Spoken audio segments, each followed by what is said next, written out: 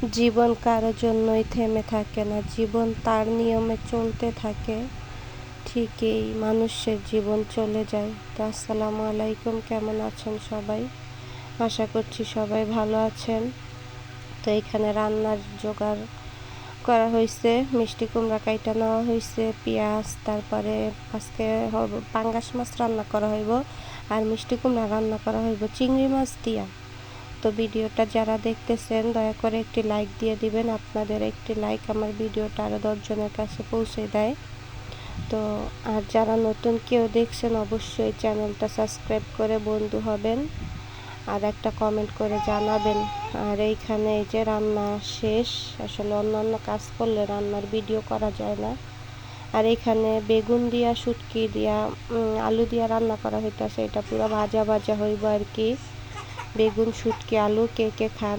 আমার শ্বশুরবাড়ি খায়, আমি আগে খাইতাম না। এটা কিন্তু অনেক মজার একটি খাবার, যারা যারা খান নাই একবার ট্রাই করে দেখবেন। শুটকি দিয়া বেগুন, আলু, পুরা ভাজা ভাজা একটা তরকারি হইব আর কি। সকালবেলা কেমন ভেজাল।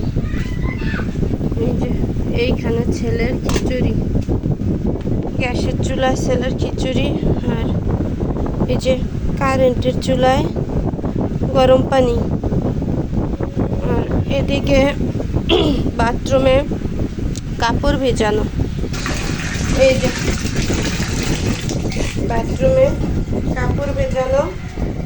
সকালবেলা যাতা একটা অবস্থা, খালি দৌড়ের উপরে থাকতে হয়। এই টাইমটা একটু সময় পাওয়া যায় না।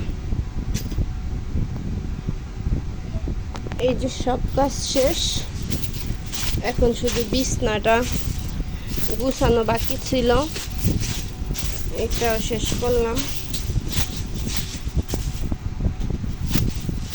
ওই দিন 3 দিন আগে একটা বিছানার চাদর বিছানো হয়েছিল। ছোট ছেলে বমি আর প্রস্রাব একসাথেই করে দিচ্ছে। বাচ্চাদের পরে মনে হয় একটা চাদর বিছাইলে 3 দিনও যায় না। এটা একটা বড় সমস্যা বাচ্চাদের, মায়েদের। কার কার ঘরে এরকম হয় জানি না, আমার ঘরে কিন্তু এরকমই হয়।